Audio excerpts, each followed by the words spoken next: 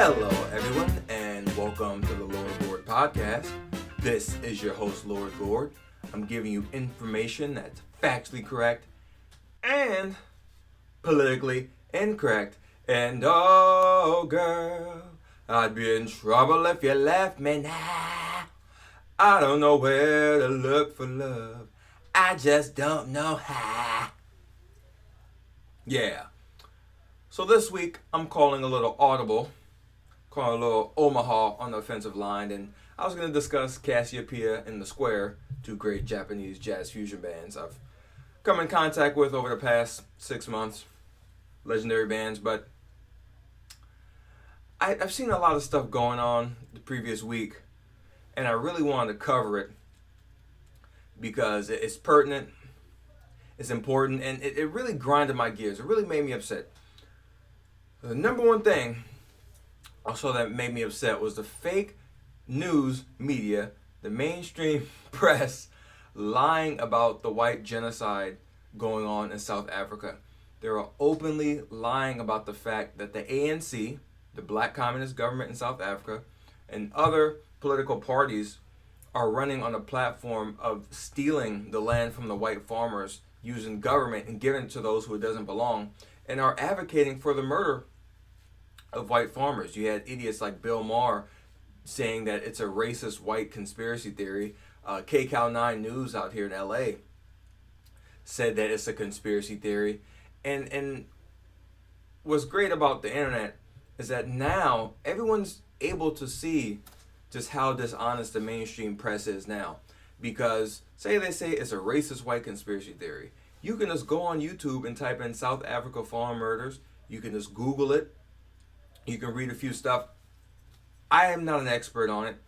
I did a little bit of research on it, and what I found was multiple pieces of evidence showing that it's going on. I've heard, I was watching Stefan Molyneux talk to a guy in South Africa who wrote a book about the whole thing, just talking about how the farm murders have been going up, how the rhetoric against the Boers, which are the white farmers, has ever been increasing since Mandela has been elected. And also the fact that a lot of these Boers have been farming on that land for hundreds of years.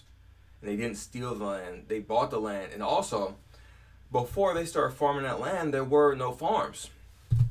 I also saw a Lauren Southern video that she showed a guy from the ANC basically saying, hey, if stealing the land from the farmers is against the law, we're going to change the law and we're going to steal the land. And also there's another even more radical communist basically saying, hey, South Africa should be for black people. It should be black people's turn to rule. We're going to run the white people out. We're going to steal their land because it's stolen, blah, blah, blah, blah. A lot of this Marxist garbage that has led many countries down the tubes, whether it's Cuba, Venezuela, Zimbabwe, Uganda. The list goes on and on. They run out productive people. They blame all their problems on these productive people. And then once the productive people are gone, they end up being productive somewhere else and their country goes down the tubes. I mean, even in South Africa, for example, they have race quotas on the people who work at the water plants, the people who purify the water, so that a lot of the competent whites were replaced by incompetent blacks. So now they have a problem with water supply. It's dumb. But this is what happens when your brain's on communism, when your brain's on socialism, when your brain's on collectivism. These evil ideologies that justify the flaws in human nature: envy, lust, greed, resentment, jealousy. This is what happens. So I'm going to give a few quotes from some of these guys. Man, even surfing the internet not too long, I saw blacks and whites together in South Africa wearing shirts saying, "Stop the white genocide of the farmers." I mean, if all these people are lying, when I've seen all this evidence, by all means, prove it. But the fact of the matter is, what leftists do in general, especially these fake news pundits, is instead of looking at the argument, looking at the evidence, and making a rebuttal using their evidence, they'll just call you a name. So instead of saying, you know what, these farm murders aren't going on because we looked at the crime records, we've investigated all your claims and all your evidence, and we found them to be lacking in substance, and actually proving that no, instead they call you just a racist conspiracy theorist and a crazy person for pointing out what's obviously happening. So if you're watching this on YouTube, I'm gonna put a picture of the whites and blacks together with shirts that say "Stop Farm Murders," and also I'm gonna read a quote from this guy Julius Malema.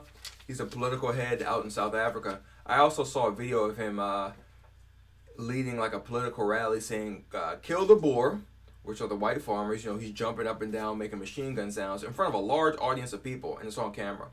And also, I saw a video of him saying, we're going to cut the throat of whiteness, we're going to cut the throat of whites, so on and so forth.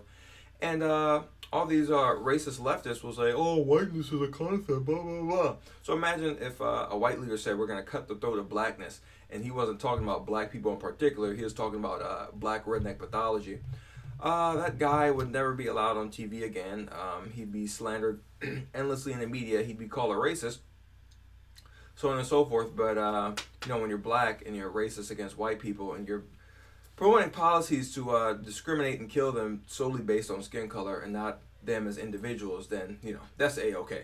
I'm gonna get even more into that further into the podcast. So let's read what Julius Malema said about Donald Trump's tweet talking about South Africa. Quote, "We want to send a strong message to USA authorities like we did with the Australian authorities. Stay out of South Africa's domestic updates. South Africa is a post-colonial country with deep inequalities that were long designed by apartheid and colonialism. Our land appropriations program seeks to realize the idea of equality and human dignity. Through land expropriation, we're pushing the white people to share their land, which was gained through a crime against humanity. Be that as it may, we must put on record that Donald pathological liar Trump, we're not scared of you and your USA or Western imperialist forces. Donald Trump is not saying anything we haven't heard from white people.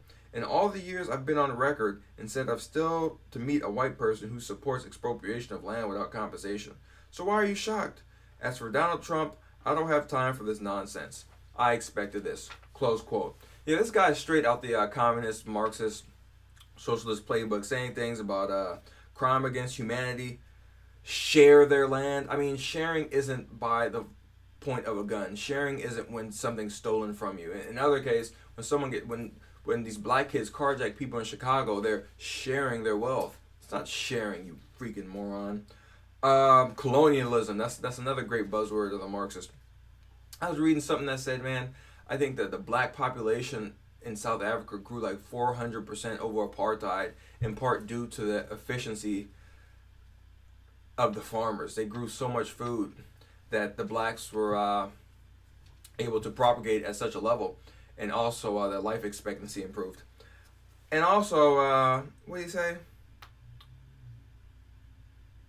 Imperialist forces. This is another communist buzzword. You know, all those losers in Latin America listen to my podcast about undevelopment as a state of mind. All those Castros and Juan Perons of Argentina and leaders of the Sandinista are saying the same thing. Your imperialist stuff is going to make us poor. If you invest in our country, we're not going to be exploited by you.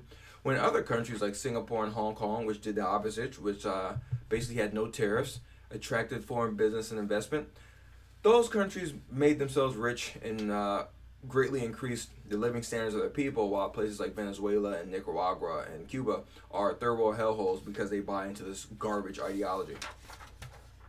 So another thing I want to touch on is really this anti-white bigotry on Twitter. I was on the internet a few nights ago and I came across this Twitter handle called @meme_America, I believe. And this is a brilliant Twitter account because this guy documents anti-white bigotry by the left on Twitter. And they're not just little Twitter eggs or little nobodies on Twitter. These are verified accounts with blue check marks. I mean, he has hundreds, if not thousands, of examples of anti-white bigotry on Twitter, which shows that the people at Twitter, and the people at Twitter are leftists, and the left in general, are not enemies of racism. Because if they were enemies of racism, they'd be suspending these accounts and kicking these people off Twitter just like they did to great men like Gavin McInnes and Owen Benjamin. Candace Owens proved this point exceptionally well when she took the racist Sarah Jeong's tweets against white people and just replaced the word white with black or Jewish, and she was suspended from Twitter for a day. But I'm going to give you many examples of the anti-white bigotry on Twitter. So here we go. Give you a few examples here. Andy Cohen, blue check mark on Twitter. In response to Karma Re 88, yes, I am racist. I hate white people. I don't know if he's being facetious. Maybe he is. But if you're being facetious and said, yes, I am racist, I hate black people, you wouldn't have stayed on Twitter for long. Mark Lamont Hill, race baiter supreme, says, at the Dave J, I have to agree with Teray X. I hate white people way more than he does. Smiley face. That could be sarcasm again. But I've heard this idiot speak a lot of times, and he preaches the same white racist rhetoric that a lot of these race hustlers push, this black victimization narrative, how white people are so racist, and the reason why black people have so many problems because of white people. So we know where that guy stands. He's a big racist. Stretch Armstrong, he hosts What's Good with Stretch and Bobito on NPR. Quote, yes, I hate white people, you clown. Don't know if he's being facetious or not, but you're noticing a trend here. Christina Warren, senior cloud developer advocate at Microsoft. If you have children, have them cover their ears. I'm not a person that uses profanity, but I will have to show how depraved and evil and racist these people are. Christina Warren says, quote, fuck white people. Mike Drucker, writer at Full Frontal with Samantha Bee, President Show, Adam Ruins Everything, Nintendo, and I love Nintendo, so on and so forth, IGN, so on and so forth, quote, God, I hate white people. Noticing a trend here, right? Justin Ling, a freelance journalist who's worked for Vice, The Guardian, Business Insider, BuzzFeed, so on and so forth, quote, white people, God, I hate them so much. Moshe Kasher, an American stand-up comedian out of LA, quote, I hate white people, hashtag Oscars. It goes on and on and on and on, and it gets even worse than that. And what it really exposes is the double standards of the left. They say we're against racism, we're about diversity, inclusion. No, they're only about that if you're a group that they like and you agree with what they say. You know, they say, oh, we're against racism, but you say these things about white people. You say judge people based on their character, not their skin color, yet you're doing exactly that, which is why in my podcast about the insidiousness of social justice, I say that these people are every bit in favor of discrimination, harassment, bullying, coercion. Everything that they say that their opponents do, they do and then some. Alexander Solzhenitsyn, I just finished on the bridge version of Gulag Archipelago. He basically said this about revolutions. He said, you know, these people try to localize evil. You know, they collectivize evil.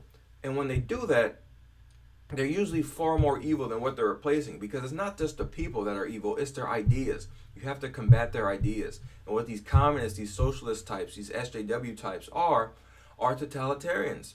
There are people who want to run your life. There are people who want to impose their utopian view on society. There are people who want to tell people where you can work, where you can't work, what you can pay someone, what you can't pay someone, where you can go to the bathroom, where you can't go to the bathroom, where you can send your kids to school, where you can't send your kids to school.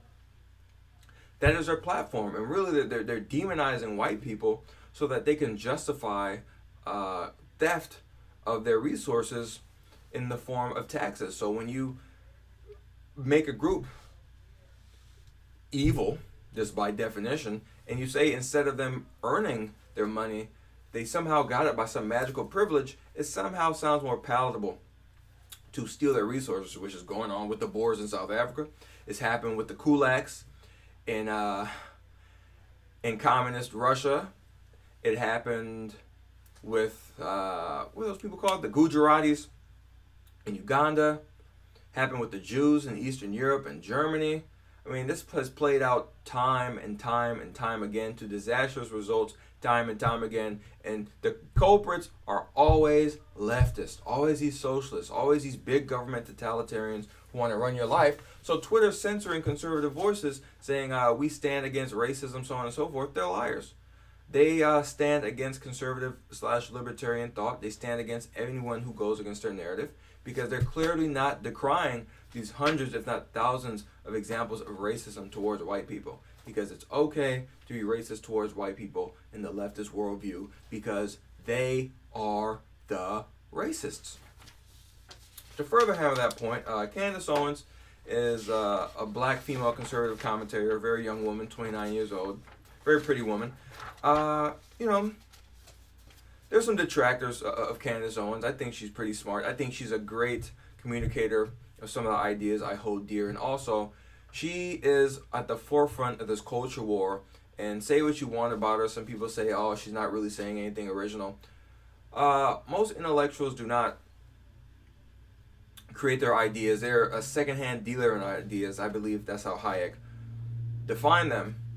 And also, we need anyone on our side who's going to push our message of individual responsibility, free markets, small government, peaceful, voluntary exchange, equal standards for everyone, equal representation under the law.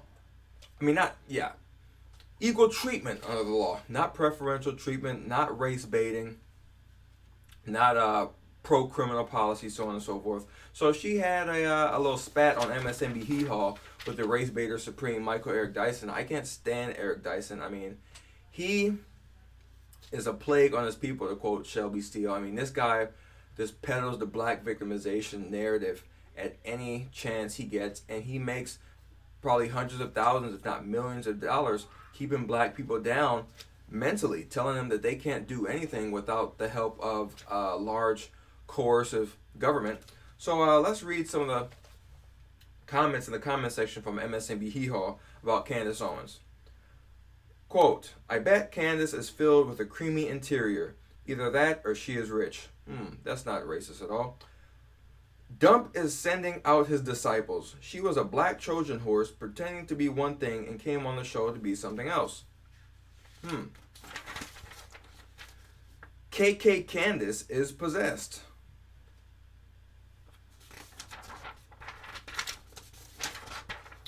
Where they found this Aunt Jemima at? And someone responded to this ignorant clown. Candace Owens packed up and left the leftist plantation, and because of that, she is an Aunt Jemima. In other words, black people who think for themselves are to be scolded, to be shamed, to be humiliated. And that's this is the tip of the iceberg when it comes to the racism of the left. As long as you're a minority and you keep being a victim so you can be cannon fodder for their totalitarian regime, they'll like you. But as soon as you find out the truth and you speak out against their insidious agenda and the harmful effects of their insidious agenda, then they'll call you all kinds of names and all this, hey, let's protect the black people. That goes all out the window. All right, so last point I'm going to cover is what should be a bombshell on the mainstream media. I came across this on the Second City Cop blog. It's a great blog. Check it out. It's a Chicago cop documenting the lunacy that's going on in Chicago, a place where a person is shot every 3 hours, in a place, I believe, over 1,400 people have been shot so far this year. He has a picture, and I'm going to show it on the podcast on YouTube. He has a picture of Rahm Emmanuel next to a gangbanger who's throwing up a gang sign. And this gangbanger also has pictures on his Facebook page of him holding an illegal firearm, him being on the porch with illegal firearms, throwing up gang signs, and also in another picture with him with another illegal firearm. And this is literally as bad as seeing someone like Eric Garcetti, the mayor of Los Angeles, being in a picture with a known MS-13 gang member. Or say someone like the great Rudy Giuliani, back when he was mayor of New York, being in a picture with a mob boss. I feel like his reputation should already have been ground to dust with how horribly he's run that city. But the fact that you pose with a criminal that celebrates criminality, violence, that takes pictures with illegal weapons, and the only reason why you post pictures online of you with illegal weapons is because you think that's cool, and you think that the other people on your Facebook page are going to think that's cool. And these things had over 100 likes. That means this is celebrated in the culture. This is idolized. This is something to aspire to. So when Rahm Emmanuel had some semblance of balls talking about how there's a lack of values in these black ghettos, and he was criticized for it. Hey, a broken clock is right at least twice a day. Yet the mainstream media has been silent on this. If this was a conservative mayor of a city that had as much black violence and black dysfunction as Chicago, and he was seen in a picture with a known gang member, people would be calling for him to resign. They need to kick him out. He shouldn't be voted in. What's wrong with his judgment? But when you have a D next to your name, fair game. When you're a racist, fair game. As long as you have a D next to your name, as long as you're towing the leftist line, as long as you're towing the cultural Marxist line of oppressor oppressed, that evil is collectivized and centralized in one place, and that your little marginalized group will only be successful when you topple that group, then racism is okay. If the left didn't have double standards, they'd have no standards at all. That's the Lord Gord Podcast. I hope you enjoyed it. Subscribe on YouTube. Subscribe on iTunes. Share with a friend. Leave a comment. Leave a review. Let's keep this thing going. If you like the podcast, donate on Patreon. Get the Lord Gord Funk album, This Isn't TV, iTunes, Spotify, Tidal, Google Play, YouTube. Check it out. Dance, so on and so forth. Next week, I'm going to cover Cassiopeia, The Square, these legendary Japanese jazz fusion bands I discovered in the past couple of months, how I discovered them, what I like about them, some of the discography I have, so on and so forth. There is no Blues Jam Tuesday night at the Airliner. I went there last week. It was closed down. There's no more Blues Jams. If anyone went there, and my recommendation, I apologize because I found out that there hadn't been one in like 2 months. Yet I was still promoting on the podcast. So I'm sorry. Thank you so much for listening. I'll talk to you next time.